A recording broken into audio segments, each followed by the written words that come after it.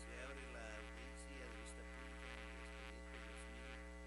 2438 del año en curso, formado por apelación, por amparo en única instancia con la acción constitucional promovida por Mar Rosana Reyes González, en calidad de magistrada de la Sala Quinta de la Corte de Apelaciones del Ramo Penal de Narcoactividad y Delitos contra el Ambiente, en contra de la Corte Suprema de Justicia. La Secretaria General Adjunta dará lectura a la relación del acto reclamado, de la petición de fondo y efectuará las advertencias reglamentarias respectivas de la presente audiencia. Tiene la palabra. En el presente caso, se señala como acto reclamado la resolución de 30 de marzo del 2016 proferida por la Corte Suprema de Justicia, que declaró con lugar las diligencias de antejuicio promovidas por Fundación Red Sobrevivientes de Violencia Doméstica contra Vilma Rosana Reyes González, postulante, Dasma Yanina Guillén Flores y Max Heriberto Mazariegos de León, en su calidad de magistrados integrantes de la Sala Quinta de la Corte de Apelaciones del Ramo Penal, Narcoactividad y Delitos contra el Ambiente del Departamento de Quetzaltenango. En su petición de fondo, la postulante solicita que, llegado el momento procesal oportuno, es decir, que al dictar sentencia, ese honorable tribunal declare con lugar la acción de amparo. Consecuentemente, se me otorgue amparo en definitiva con el objeto de restaurar mi derecho de defensa e independencia judicial que me están siendo violados. Consecuentemente, se le fije plazo de 3 días a los integrantes de la Corte Suprema de Justicia de Guatemala para que dejen sin efecto la resolución que se impugna y emitan la correcta, como lo es declarar sin lugar las diligencias de antejuicio por ser razones espurias, políticas e ilegítimas. A efecto que se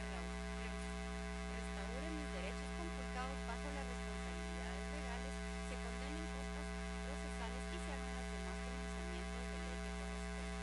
De conformidad con lo que establece el artículo 67 del Acuerdo 1-2013 de la Corte de Constitucionalidad, quien haga uso de la palabra en la presente audiencia deberá dirigirse directamente al tribunal, expresar sus alegaciones en forma oral conforme al objeto de la vista pública previsto en el artículo 61 del referido acuerdo y sin dar lectura a documentos, salvo que para ello se cuente con autorización previa del señor presidente. Concretarse al asunto planteado, ser breve, conciso y preciso en su exposición, no proferir expresiones irrespetuosas a las partes o a los miembros del tribunal y, para la exposición de alegaciones, cuenta con un tiempo no mayor de 15 minutos. Es todo, señor presidente. Esta audiencia tiene uso de la palabra.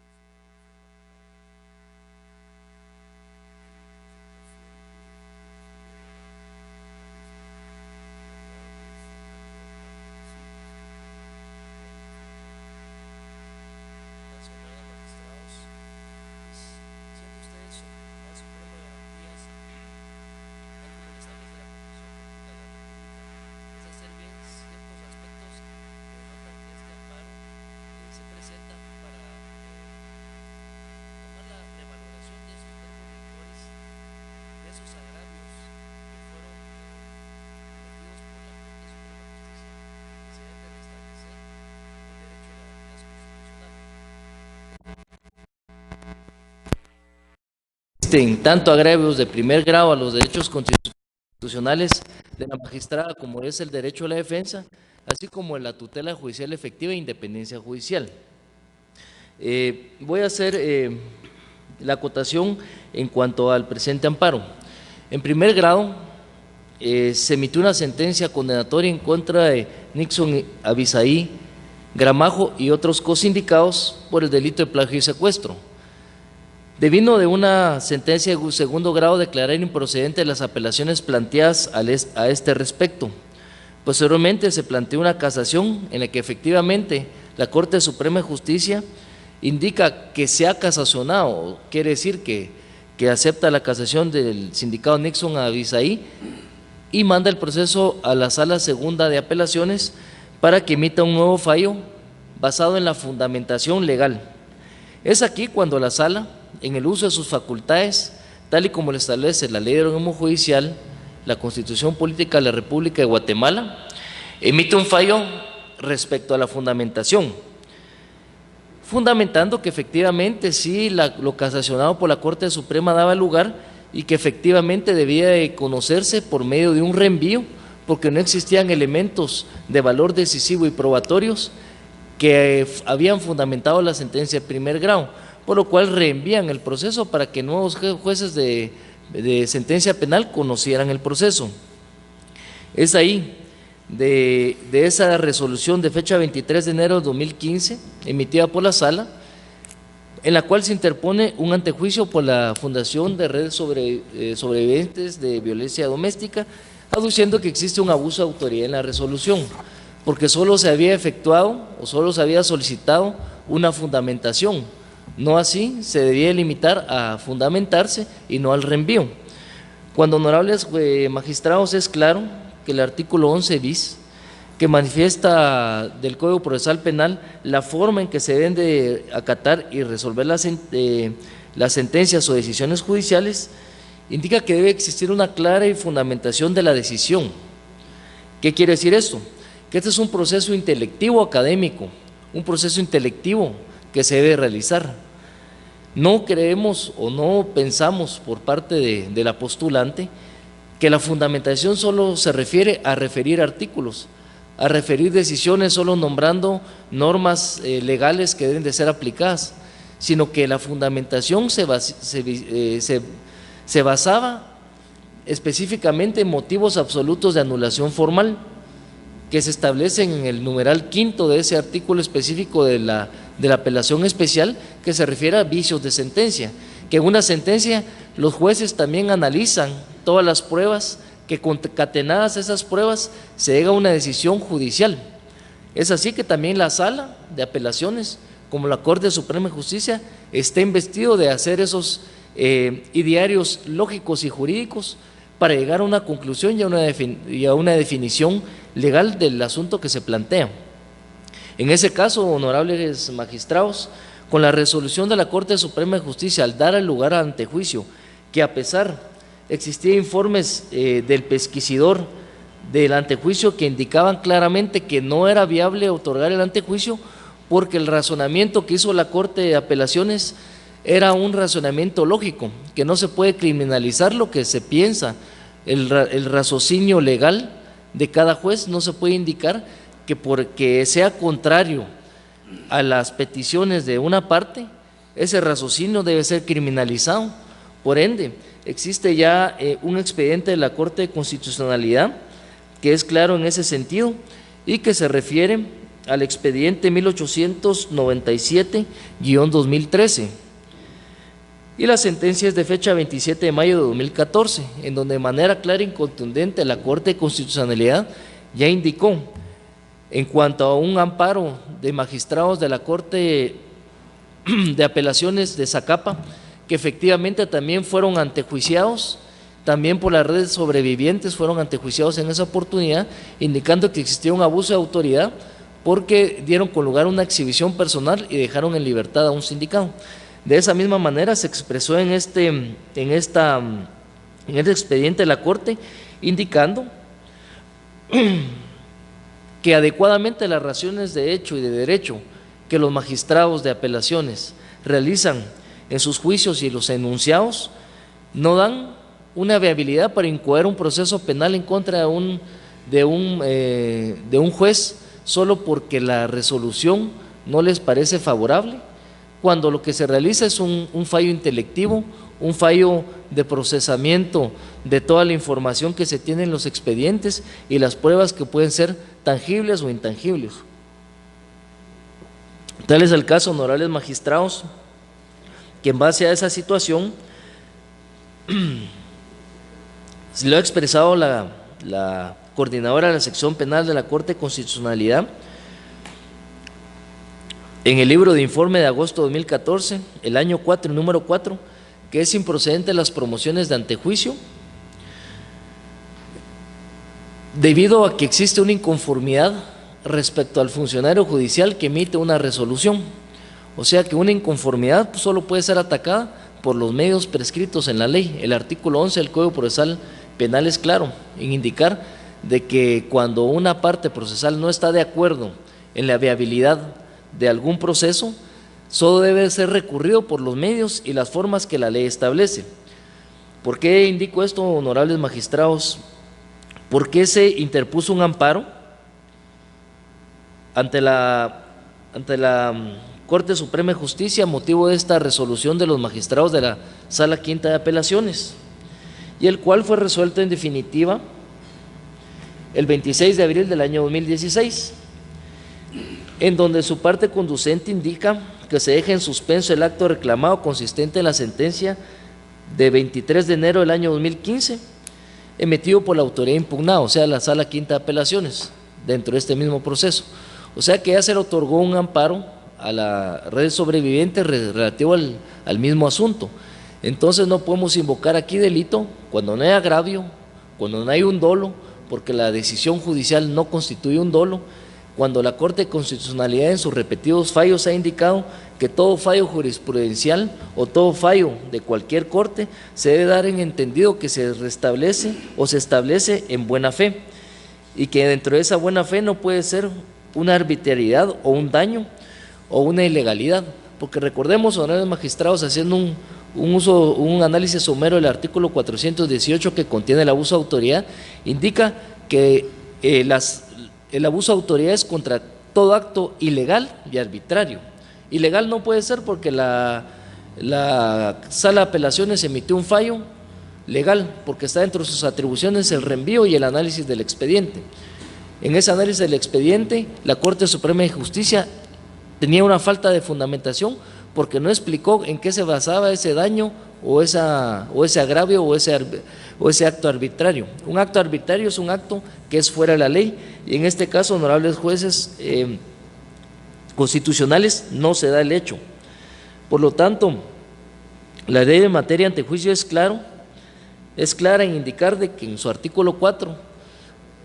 este manto constitucional que se tiene del antejuicio y que ustedes mismos, honorables magistrados, lo poseen, no puede ser limitado solo a una actuación puramente jurisdiccional, y que cuando hay una causa que es espuria, política o ilegítima, se debe declarar sin lugar. En el presente caso, creemos que el antejuicio planteado es espurio y ilegítimo porque es contrario a derecho y contrario a la ley. Entre los principios del Código Procesal Penal también es claro la imperatividad, que los tribunales están sujetos a la Constitución y que todas las resoluciones deben ser acatadas por todas las partes, y en ese sentido ninguna injerencia externa puede causar un cambio de esas decisiones jurisdiccionales, ni puede ser por presiones políticas ni por presiones mediáticas. Es importante hacer ver a los magistrados que dentro de este causal y dentro de este análisis que se tiene que tenerse también el análisis académico. Muchos de ustedes son profesores o fueron catedráticos constitucionales y penales. Inclusive pues esa labor académica nos hace ver lo que decía Lipsing cuando manifestaba él de que todos los procesos que se hacen en el intelecto del ser humano y específicamente de los jueces son procesos que vienen concatenados con la relación y la lógica derivada de todo el conocimiento previo que se tiene de la ley. O sea, Lipsing es claro en decir, mencionando a Aristóteles, ¿verdad?, que es bien fundamental que todos los jueces posean ese conocimiento, que posean esa facultad y esa capacidad de análisis legal para poder arribar a las conclusiones. Por lo tanto, honorables magistrados, este proceso solo se está presentando en este antejuicio específicamente motivo del amparo, como una persecución a esa independencia judicial, a esa facultad de que tiene cada juez de la República de poder emitir una resolución en el uso de sus facultades. Si la sala hubiera decretado una prisión,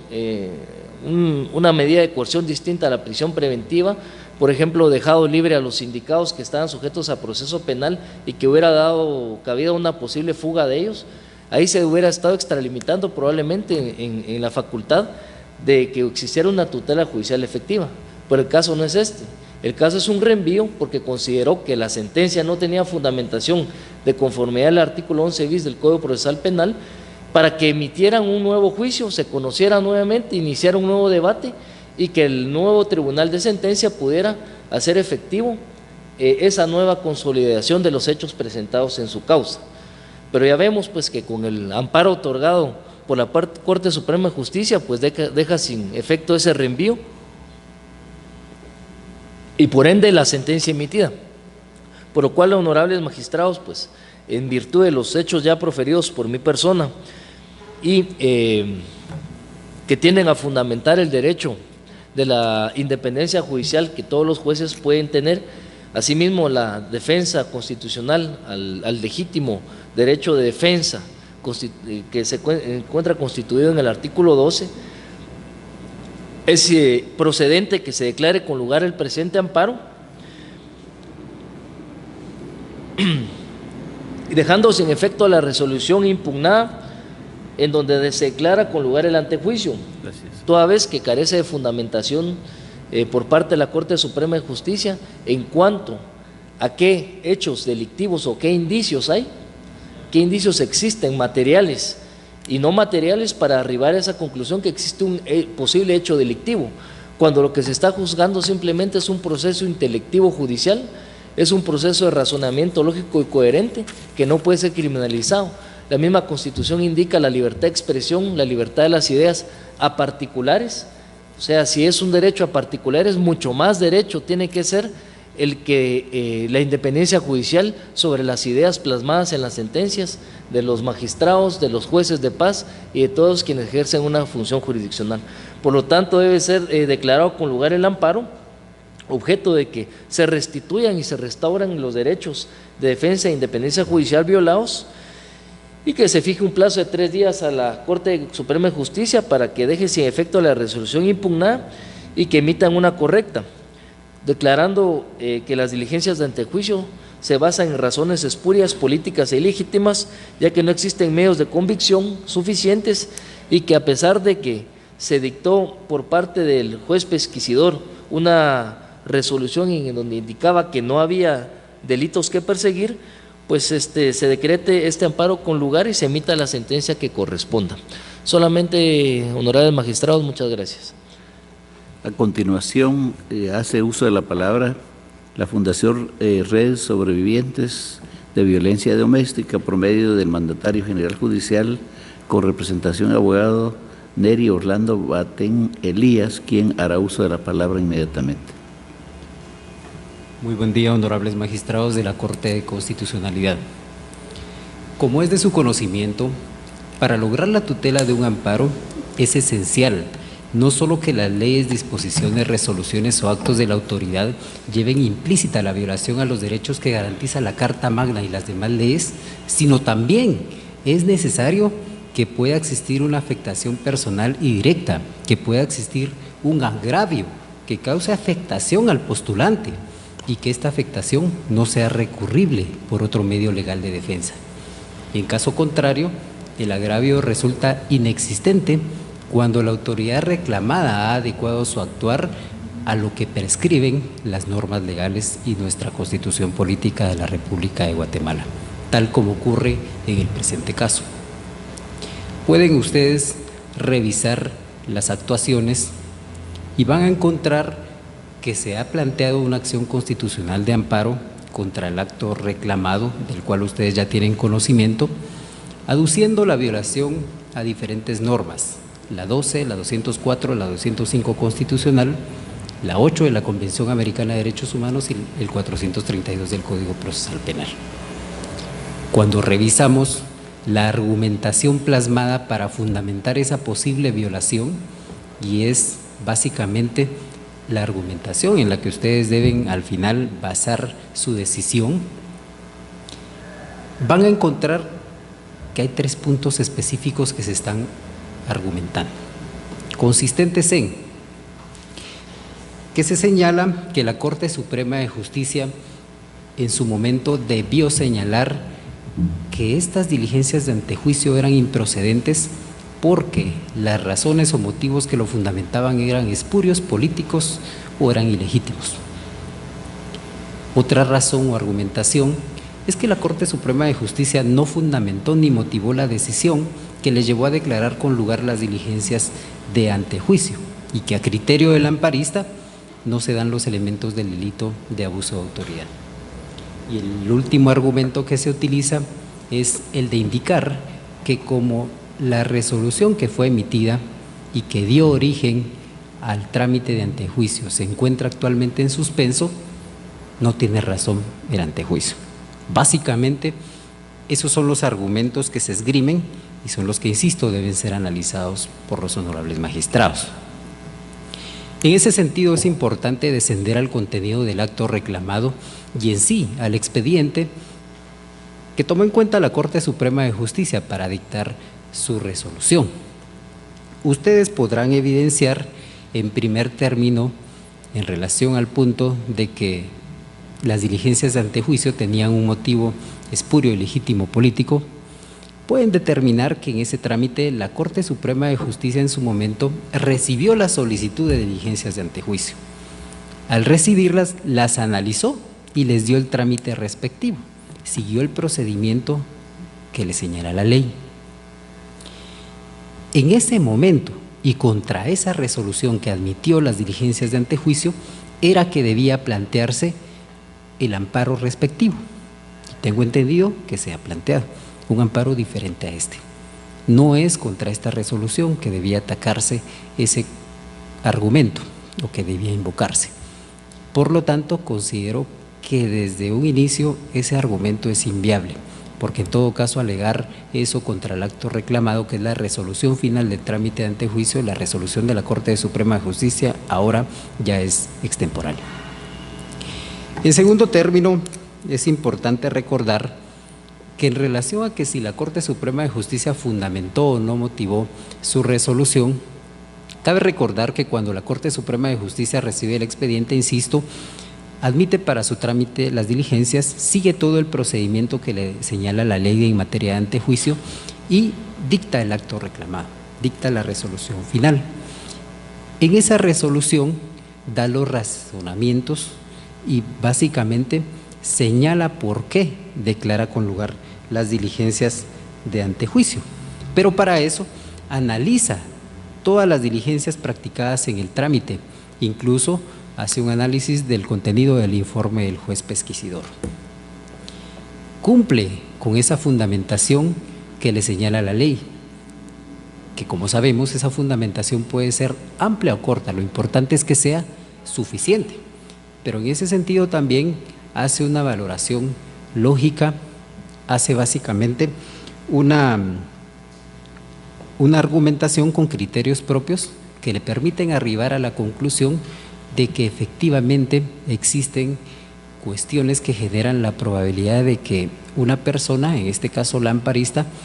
haya realizado actos que posiblemente podrían tener las características de ilícitos penales. Pero es importante tomar a colación lo que se señala en forma concreta en la página 14 del acto reclamado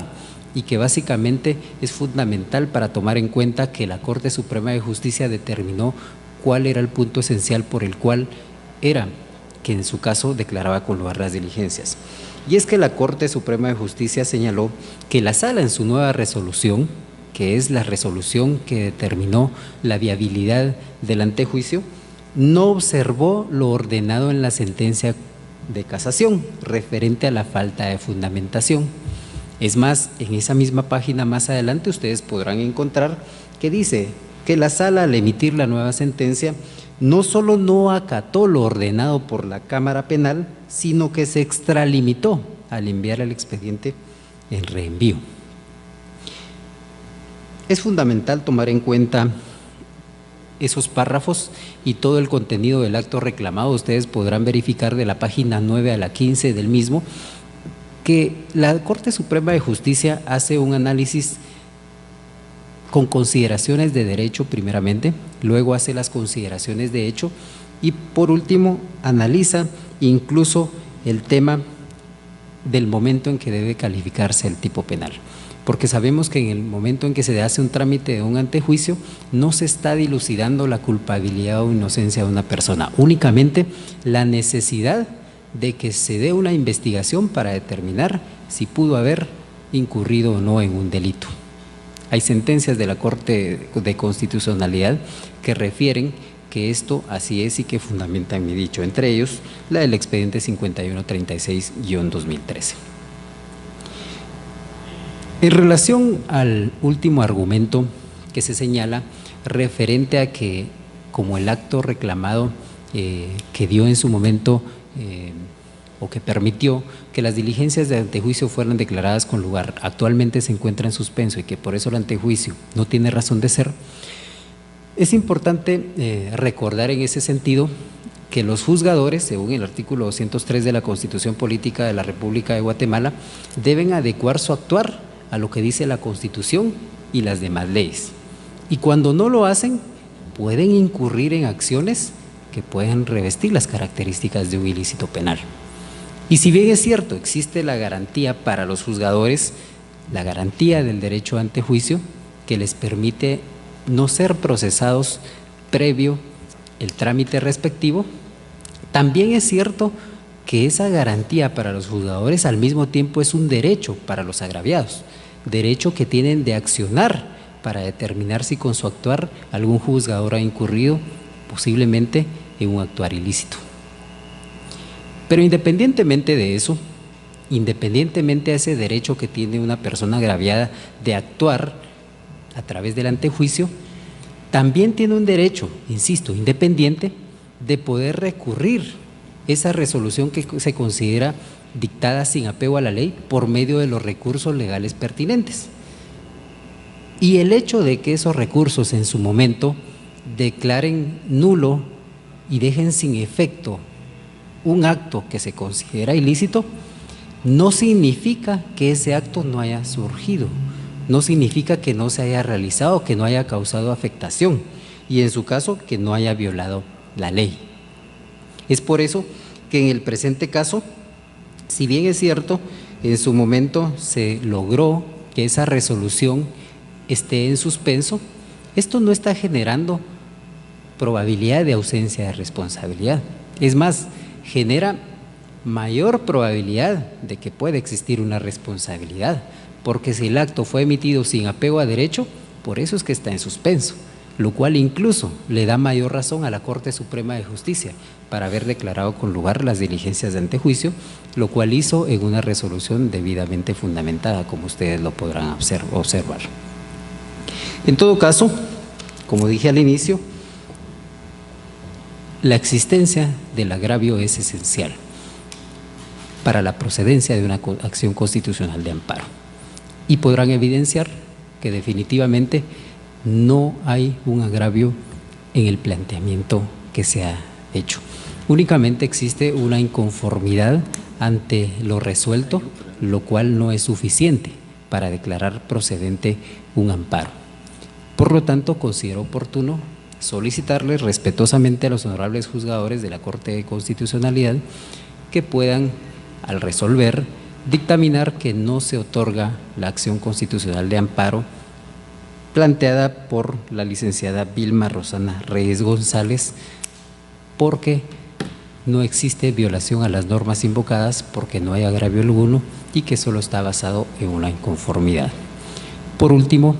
y sin ánimo de causar ningún revuelo, únicamente en ejercicio de un derecho de defensa, quisiera solicitar respetuosamente a los honorables magistrados y sin ánimo de ofender a mi colega que se encuentra aquí presente, que se pudiera hacer de mi conocimiento, en todo caso, cuál fue el documento, mandato o cuál fue en sí el fundamento para que mi colega pudiera actuar sin que estuviera presente la amparista, ya que en todo caso yo he presentado mi mandato respectivo y considero oportuno únicamente si es prudente. Gracias. Se concluye la presente audiencia.